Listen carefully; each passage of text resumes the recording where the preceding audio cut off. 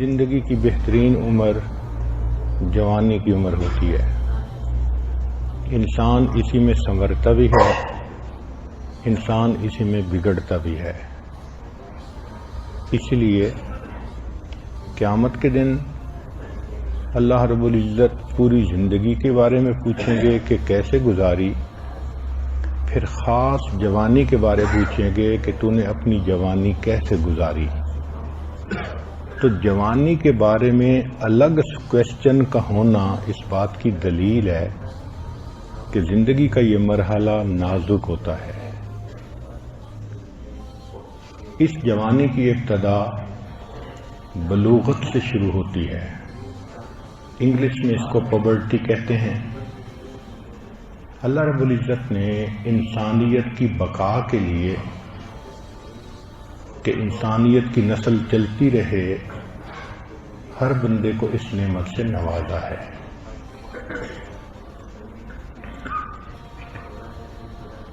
اس میں نوجوان کا کیا معاملہ ہے یہ الگ ٹاپک ہے، نوجوان لڑکی کا کیا معاملہ وہ الگ ٹاپک ہے۔ تو پہلے نوجوان لڑکوں کے بارے میں بات کر لیتے ہیں۔ 11 سے 12 سال کے درمیان یہ سلسلہ شروع ہوتا ہے، 16 سے 17 سال تک مکمل ہو جاتا ہے۔ عام طور پر اس کی نشانی یہ ہے کہ اس کو خواب کے ذریعے فرض غسل کی ضرورت پیش آ جاتی ہے۔ ان سب کی بنیاد انسان کے بدن میں ٹیسٹوسٹیرون، یہ گروتھ ہارمون ہیں، ان کا بڑھنا ہوتا ہے۔ جب بیبی کی حالت ہوتی ہے تو بیٹے اور بیٹی کے فرق کا اتنا پتہ نہیں چلتا۔ پہلے سال میں کچھ فرق کا پتہ ماں کو چلتا ہے، مگر پھر بھی بہت زیادہ نہیں۔ جب بچہ 3 سال سے اوپر جاتا ہے پھر بیٹے اور بیٹی کی شخصیتوں کا فرق بہت واضح ہو جاتا ہے۔ اس کی وجہ یہ کہ 4 سال کی عمر میں بچے کے بدن میں ٹیسٹوسٹیرون کا لیول دگنا ہو جاتا ہے۔ اس لیول کے دگنا ہونے کی وجہ سے وہ پھر دوڑنا، بھاگنا، ایکٹیویٹی، لڑنا، مشکل کھیل کھیلنا، ان چیزوں کو پسند کرتا ہے۔ تو جب بھی بچہ اس قسم کی حرکتیں کرے تو غصے ہونے کی بجائے سمجھیں کہ اب اس کی زندگی کا ایک فیز ہے۔ پھر جب 7 سال کی عمر ہوتی ہے تو ٹیسٹوسٹیرون کا لیول کئی گنا زیادہ ہو جاتا ہے۔ اس عمر میں بچہ دوسروں کی توجہ کا مرکز بننا پسند کرتا ہے، چنانچہ وہ ہیرو بنتا ہے، ٹارزن بنتا ہے، لڑائی جھگڑے کے ذریعے سے اپنے آپ کو شو کرتا ہے۔ ماں سمجھتی ہے کہ بچہ جھگڑالو بن گیا۔ اگر اس کو یہی توجہ ماں باپ سے ویسے ہی مل جائے تو وہ ایسی حرکتیں نہیں کرے گا۔ وہ کئی دفعہ ماں کو کہتا بھی ہے کہ آپ اور ابو مجھے اگنور کرتے ہیں۔ تو اس عمر میں بچے کو زیادہ محبت کا اظہار کرنا اور اس کو زیادہ قریب کرنا یہ اس کی ضرورت ہوتی ہے۔ بہت سارے ماں باپ اس مرحلے میں بچے سے ناانصافی کرتے ہیں، چھوٹوں سے پیار کرتے ہیں اور بڑوں کو جھڑکیاں دیتے ہیں۔ تو بچہ ماں باپ کی طرف سے محسوس کرتا ہے کہ مجھے نظر انداز کر دیا گیا، کیونکہ اس کے اندر توجہ ہوتی ہے۔ اکثر بچے اس عمر میں جو برے مرد ہوتے ہیں ان کے ساتھ غلط تعلقات میں استعمال ہو جاتے ہیں، کیونکہ وہ اٹینشن چاہتے ہیں۔ تو اگر قریب میں کوئی بدکردار مرد ہے وہ اس بچے کی تعریف کرے گا تو بچہ وہی کرے گا جو وہ مرد کہہ رہا ہے۔ اکثر جو سیکشول ایبیوز ہے وہ چھوٹے لڑکے اس عمر میں برے مردوں سے ہو جاتے ہیں۔ چنانچہ ایسے بچوں کو مردوں سے اس طرح دور رکھنا چاہیے جس طرح بیٹی کو مرد سے دور رکھتے ہیں۔ شریعت نے بھی امرد کہا اس کو۔ یہ حسن دیکھو شریعت کا کہ شریعت نے پہلے ہی نشاندہی کر دی کہ مرد کو کہا کہ جس طرح تم غیر محرم عورت پر نظر مت ڈالو جو امرد ہو، یعنی اس 7 سال کی ایج کا لڑکا ہو، اس کے چہرے پر بھی نظر مت ڈالو کیونکہ اس پر شہوت کی نظر پڑتی ہے۔ پھر ایک تیسرا فیز شروع ہوتا ہے جو 11 سے 13 سال کی عمر میں ہے۔ اس میں ٹیسٹوسٹیرون کا لیول 800% بڑھ جاتا ہے۔ 800% بڑھ جاتا ہے۔ بچے کی ٹانگیں مضبوط، بازو مضبوط، تو وہ بچہ عاشق مزاج بنتا ہے۔ اس عمر میں بچے کے برین کے اندر ایک ونڈو کھلتی ہے۔ یہ ونڈو فطرت کا حصہ ہے۔ ہر بچہ 11 سے 13 سال کی عمر میں عاشقانہ مزاج دکھائے گا، مگر اللہ نے یہ ونڈو اس لیے بنائی، پتہ نہیں اس کو ماں باپ کی تربیت ملی یا نہیں ملی، اس کو نیکی سکھائی گئی یا نہیں سکھائی گئی۔ اس ونڈو میں آ کر یہ کسی کو اپنا رہبر بنائے، استاد بنائے، اور وہ استاد اور رہبر اس کو اللہ کی محبت سکھائے۔ چنانچہ اس عمر میں بچہ اپنے ماں باپ سے بات کرنے میں جھجک محسوس کرنے لگ جاتا ہے، اور اس کو کوئی بندہ چاہیے جو اس کو گائیڈ کرے۔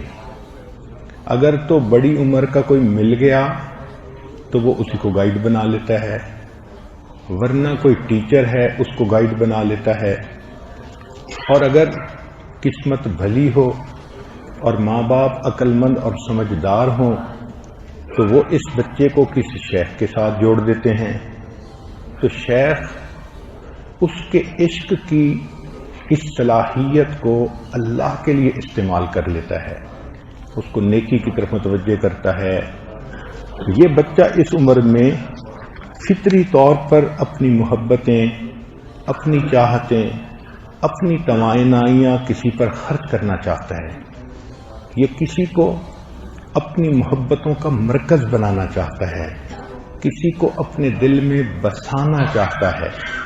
تو شریعت نے کہا کہ اس کو رہبر مہیا کر کے، مرشد مہیا کر کے، اس کی جو یہ ونڈو ہے اس کو استعمال کرو اور نیکی کے اوپر اس کو چلا دو۔ اس موقع پہ یہ بچہ ایک دوراہے پہ کھڑا ہوتا ہے۔ یہ دوراہا کیا ہے؟ ایک طرف رحمان اس کو اپنی طرف کھینچ رہے ہوتے ہیں اور اس کے اندر ضمیر کی ایک صفت پیدا کر دیتے ہیں۔ چنانچہ بچہ جب کوئی غلط کام کرتا ہے تو ضمیر ملامت کرتا ہے اور وہ بچہ نیکی کی طرف جانا چاہتا ہے۔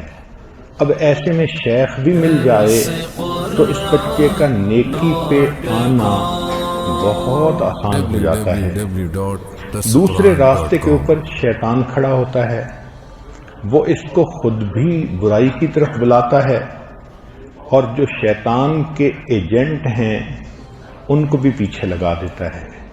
تو کہیں اس کو لڑکی نظر آ گئی، کہیں عورت نظر آ گئی، کہیں فوٹو نظر آ گئے، کہیں ویڈیو گندی نظر آ گئیں، تو یہ چیزیں اس کو گناہ کی طرف لے جاتی ہیں۔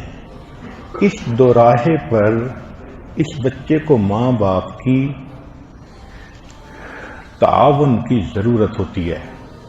جو نیک ماں باپ ہوتے ہیں وہ نیکی پر بچے کے معاون بنتے ہیں اور اس کو نیکی کی لائن پہ ڈال دیتے ہیں۔ چنانچہ جن کے ماں باپ عقل مندی کریں وہ بچے حافظ بنتے ہیں، عالم بنتے ہیں، مفتی بنتے ہیں، شیخ بنتے ہیں۔ زندگی میں دین کا کام کرنے والے وہی ہوتے ہیں، اللہ کے دین کا غم کھانے والے وہی ہوتے ہیں۔ ماں باپ اگر اس بچے کو تبلیغی جماعت میں بھیج دیں سروزہ کے لیے، چلہ کے لیے، تو یہ بچہ دین پر اپنا سب کچھ قربان کرنے والا بن جاتا ہے۔ یہ راستے کا تعین اس عمر میں ہوتا ہے۔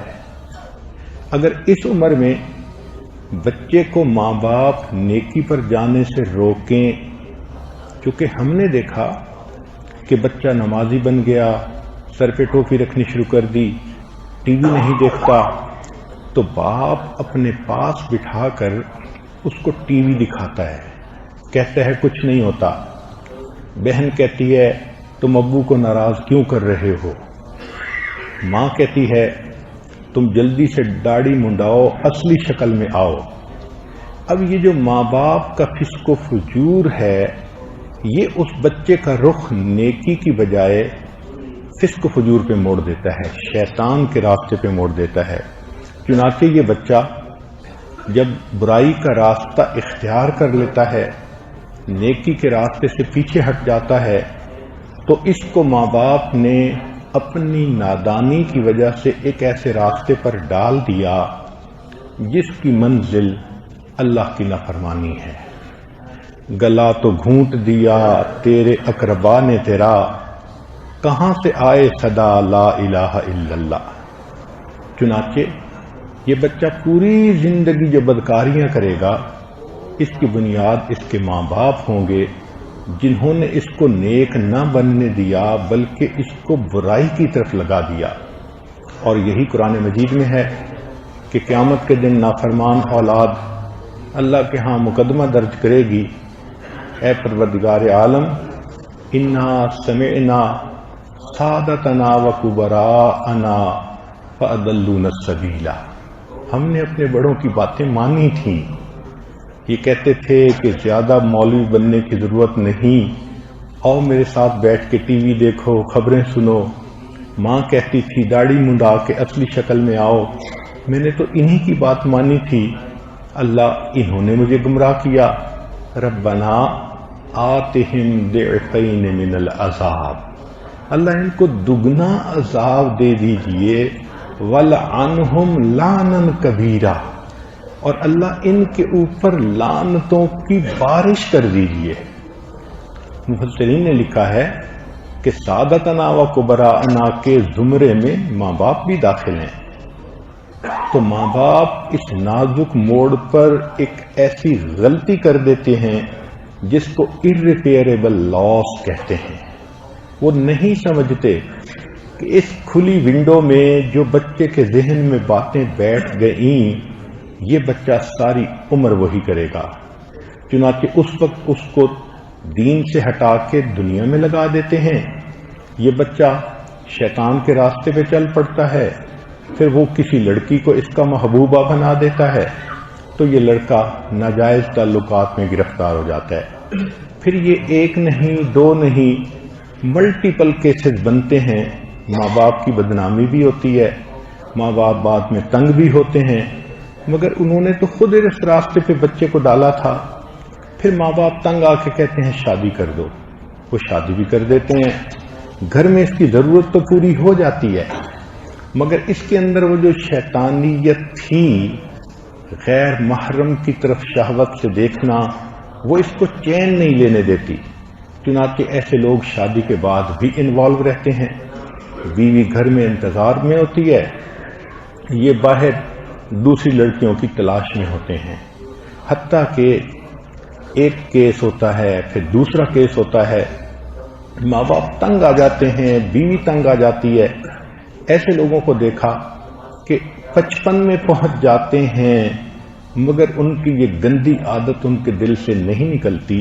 اس کی وجہ کیا ہوتی ہے کہ اس ونڈو کے کھلنے کے وقت میں ان کو اللہ کی طرف بھیجنے کی بجائے ان کو کھینچ کر شیطان کے راستے پہ چڑھا دیا ہوتا ہے۔ اب اس ونڈو میں جو ڈیٹا اندر چلا گیا وہ اس میں سے نکل ہی نہیں سکتا۔